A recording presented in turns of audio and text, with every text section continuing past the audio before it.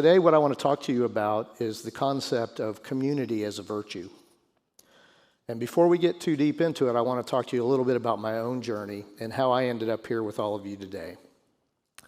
As Payam mentioned, I started my career as a pot washer. And I will tell you that in all the amazing things I've done in my life, there was probably nothing more gratifying to me than that single job. I loved going to work every day. I loved who I worked with. I loved who I worked for.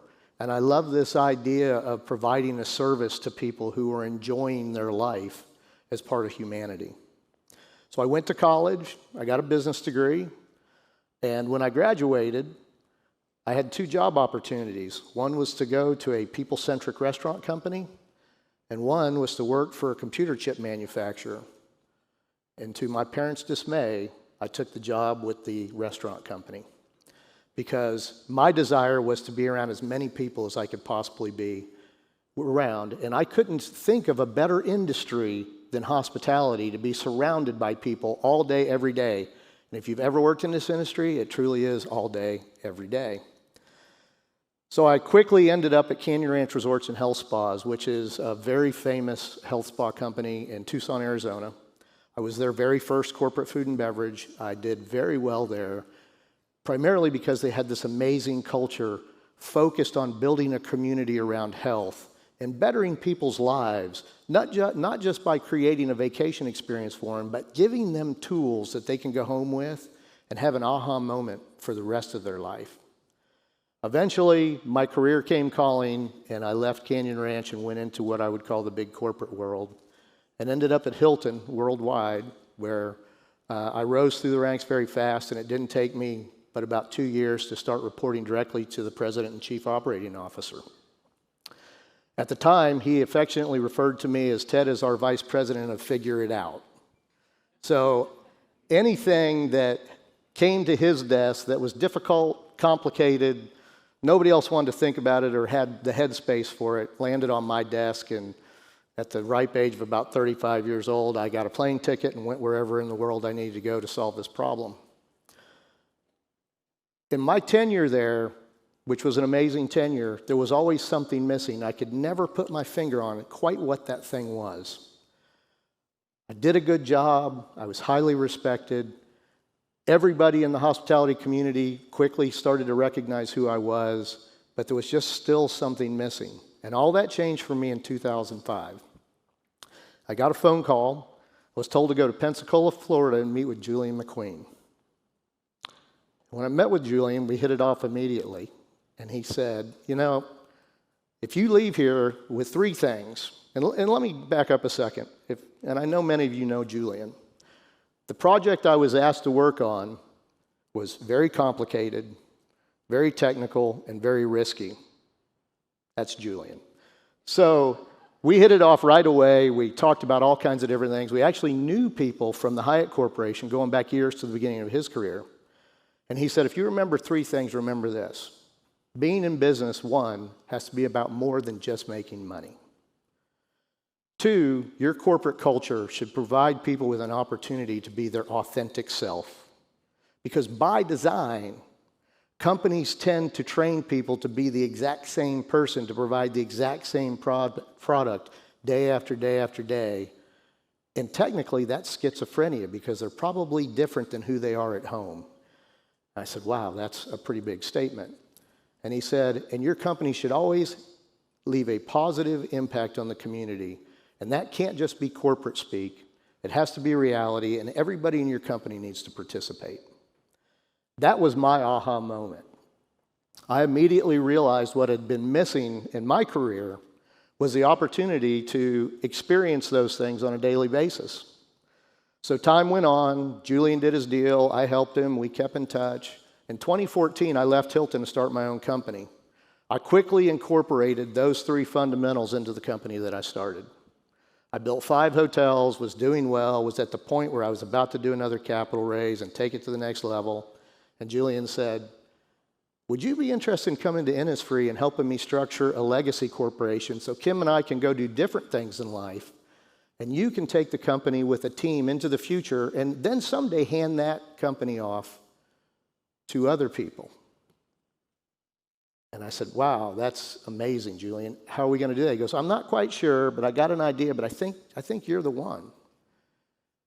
So I quit my job, sold my business, moved to Pensacola in 2018, and that's how I ended up here today. So what I want to talk to you all about is what we do at Innisfree, how we've been a spiritually virtues-based culture, how we've integrated our company into the communities where we do business, and why that matters so much. So when I got to Innisfree, they had been dabbling with this concept called triple bottom line way of doing business, and some of you may have heard of this.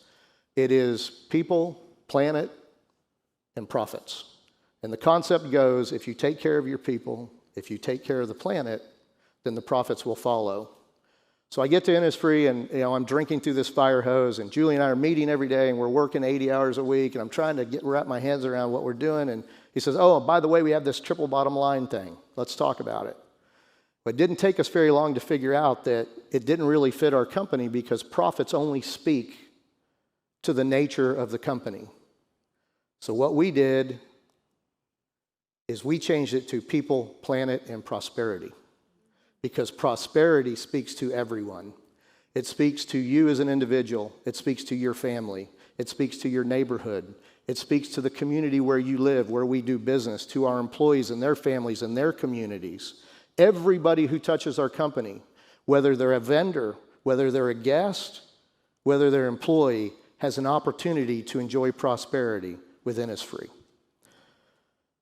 So we took that, and the company, as was mentioned, is $1 billion worth of asset, but it wasn't always there. And one of the things we always understood was scalability. So what I put up on the screen today is the entirety of the Innisfree Corporation 1985 corporate office and hotel managers. This picture was taken at the very first Genesis session corporate culture training in 1985. On the far left of the screen is Julian, Jack Gillibo, who was a key architect in our culture initiative, his wife Kim in the back. A lot of these other people I don't know, but about half of these people are still at Innisfree 40 years in January later. We're coming up on our 40th anniversary. So in those sessions, what Kim and Julian had envisioned before they started Innisfree was that we want to stay focused on spiritual values. We want to provide a company where people can be authentic and don't have to be somebody else different at work than they are at home. And we want to build a set of culture tools that people can rely on, not just at work, but if they leave Innisfree, they can take these tools, because they're personal tools, they're virtues-based tools, and they can use them to better their life, and regardless of what they do. So the first of those tools was our 10 commandments of working together. And my favorite is number 1, starts with trust. Pretty obvious to me why that's number 1. In my role as CEO, if I can instill a sense of trust in the people around me, then they're going to open up their authentic selves to me so we can have real conversations. If others will trust me and then I can trust them, then I get the same in return. Help one another. Seems basic. It's the first thing people tend to remiss when they go to work every day. Say please and thank you. We're in the South, that's kind of a standard. Give strokes often. Strokes is a concept that we have at Innisfree, and it's the ability for you to share positive comment and feedback to your coworkers. And we actually practice in our cultures training the giving and receiving of strokes with each other. Smile. Why smile? Because it's the international form of saying, hi, how are you? It's the language that everybody understands. Acknowledge each other as a human being. At the core of all of this is our belief in humanity. We've always believed at Innisfree, and we still believe going into the future, that our service to humanity and our representation of humanity is going to matter in everything that we do, regardless of whether it's an investor, an employee, or a guest. Communicate, and communicate often. In fact, that's one of the things we think we're going to add to the card. Work to resolve differences before the end of each day. A lot of you who are married know, as a spouse, the rule should be don't go to bed angry, right? This is the very same concept. treat everybody with respect, and never, never, ever say, it's not my job. So, remarkably, those 10 commandments that were developed in 1985 are the very same commandments we use today. We have variations and we have different training modules we use throughout the company to accentuate certain aspects of those, and we attach some of these commandments to various virtues in our virtues training, but the 10 commandments themselves have never changed. The other thing we incorporated is something we called the cooperative mode. And I will tell you firsthand that I use the cooperative mode in my personal life every day. And it basically is a do's and don'ts guide to how we should be with each other, how we're going to treat each other when we're in the workplace. Beyond the 10 commandments, which are kind of the guidelines, the cooperative mode is actually, what are we going to do? And it's got 6 basic fundamentals. One being no power plays. And the employees, when we teach them this, they get a big kick out of this idea of, oh, power play. And the reality is it's true. People execute power plays on one another constantly. No secrets and lies. No rescues. People have to own their mistakes. If somebody is failing in their performance, you can help them, but you can't rescue them. You, in turn, have to take responsibility for your own actions. You have to offer positive strokes to your coworkers when you see the opportunity to be there. The cooperative mode, again, something that we worked on way back in 1985, still exists today in its same form. Still a fundamental tool that we use with every employee at Innisfree through every one of our coaching and training tools, every one of our culture trainings. And I love when I go out into the field and I meet with people and they sit me down, they talk to me about their day, what's going on at their asset, and they say, you wouldn't believe this power play that happened the other day. And that just reinforces to me that we're touching these people in a meaningful way, that now work is not just work. They're starting to internalize the aspect of coming to work and actually being part of a community. So in the beginning, in 1985, we started with what we call Genesis culture training. Then that grew to maybe 2 a year. And then that grew to 4 a year. And then 5 or 6. And in the early days, Jack Gillibo conducted almost every Genesis training. Then we hired a culture department when I started at Innisfree. And today, we do over 100 culture trainings around our company. Every single employee at Innisfree, including new hires, gets the benefit of Genesis culture training at least once a year. Most do it 2 or 3 times. And many employees reach out to our culture department to schedule trainings that they haven't even been asked to go to or aren't going to be at their property or even in their market because they want to continue to reinforce the tools that we've trained them. At the heart of that are the virtues. And our employees actually came to us coming out of COVID and wanted us to lean into the spiritual nature of the virtues more. And when it came from them at their request, it really was a striking moment for us as an executive team. This is just a small example of what is a collection of literally hundreds of virtues that we go through. And something that happens at our home office every Monday is we all get together and somebody elects volunteers to present a virtue to the rest of the home office team. That also happens at every property we have amongst the field, and it's called the Virtue of the Week. And at every lineup, every day, somebody speaks to that virtue that week and how it may affect them either in the workplace or at home. As we went through this and we started talking to employees, and keep in mind we have about 2,000 employees, so traveling around, we started talking to people from all over our different properties, all different levels of employees, whether they were front desk clerks or managers or supervisors. What did this all mean to you? It became very obvious to us that the core of all of this was at Innisfree, community is a virtue. It's not just a place we work. It's not just a place we live. It's not just where our municipality builds roads and ditches and houses and electrical grids. It's actually a virtue that can drive the future of business. And the thing that I love most about the definition of community as a virtue are the last two sentences. Is a place where experiences and stories can be shared without fear of judgment or rejection. Community is the place where we share identity-forming narratives that help build relationships. And remember, earlier I said, we provide our employees with a lot of different cultural tools that we want them to take with them throughout their life, because their experience at Innisfree for us, as realists, we know if they work for us for a long time, we're lucky. The hospitality business is a prepping industry where most people go and work while they get a degree or training in something else, and they springboard into some other career. So if we get them for 2 years, great. 3 years, 5 years, 10 years. Thankfully, we have over 100 employees that have been with us for well over 10 years, which I see as a success. But instilling this sense of community has now become this integral part of what we do. We understand that community is about more than just making money. It's what we do with all the assets we have, not just what we have with the profits. So what does that translate into? Well, one of the things we've been able to do is we've been able to finally create a formalized foundation that can service the community called the Hive. And the Hive has 3 main pillars.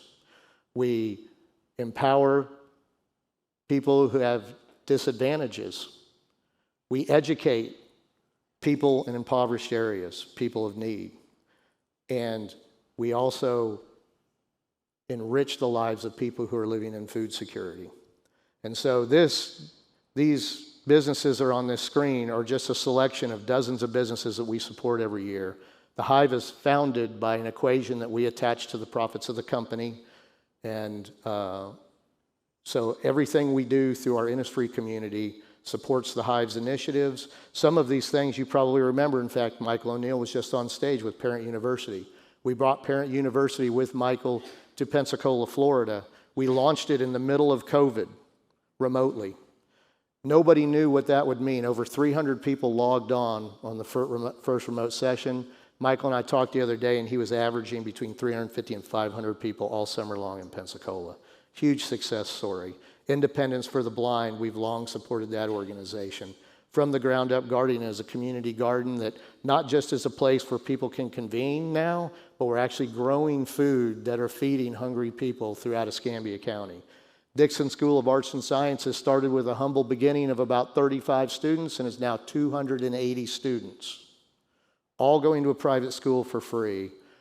A school in a community that has left art and science behind. We're focusing on art and science because we know in public education, those things are the first things that get cut.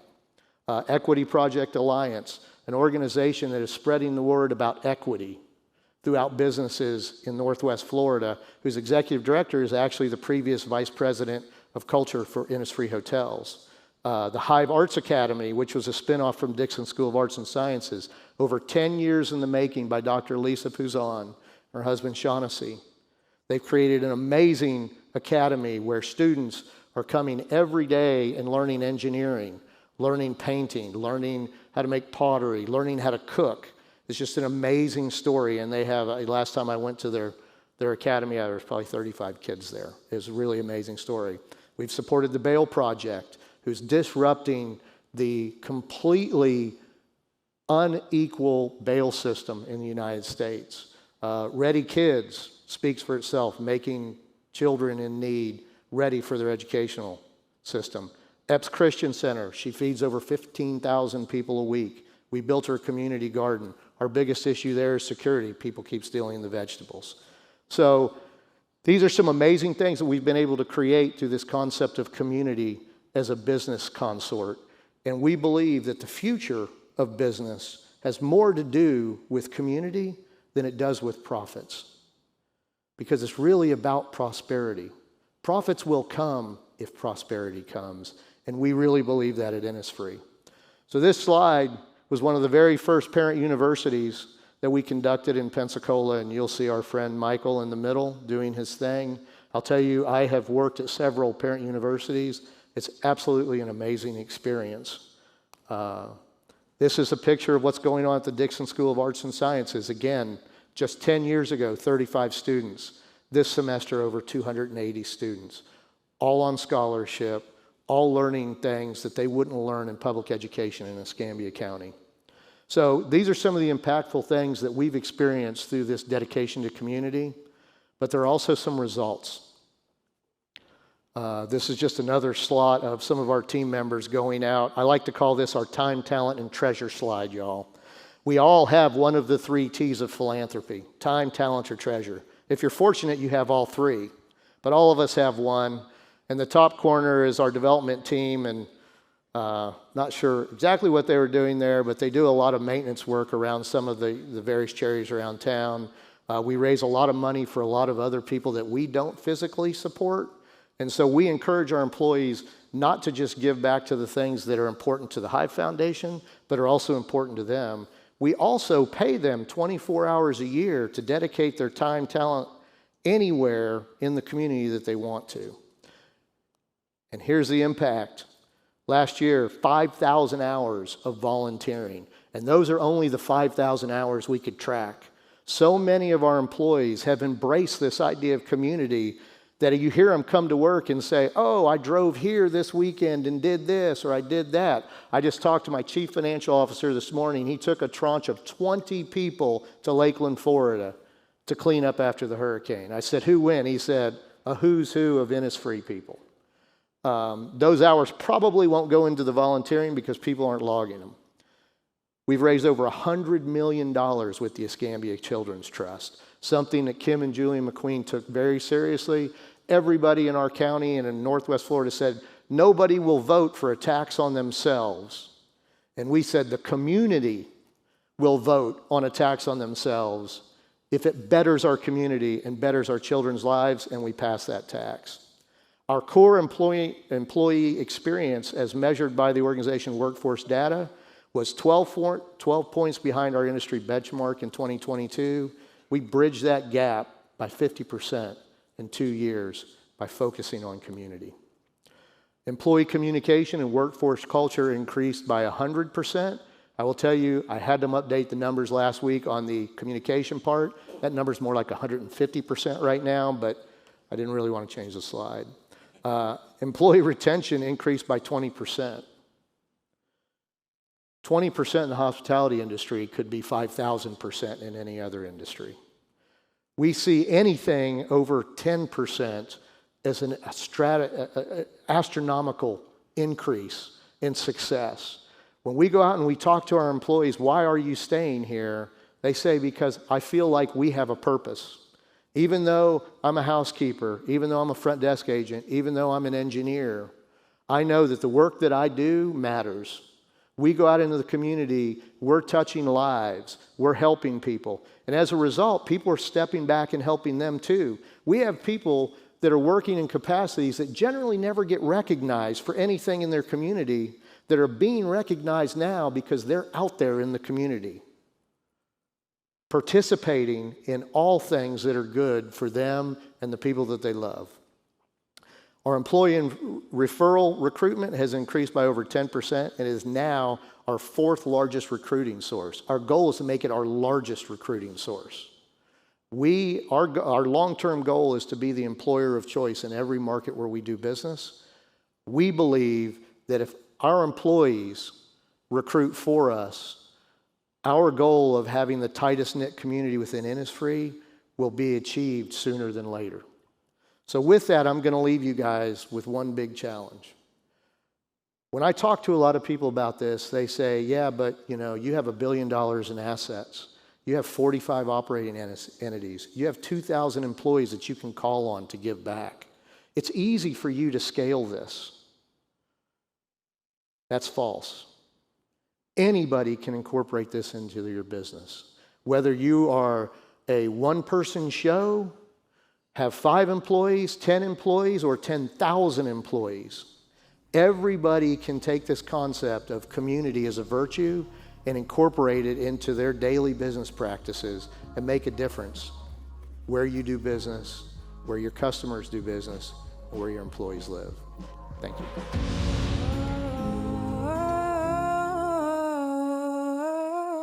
Think of sharing what you know.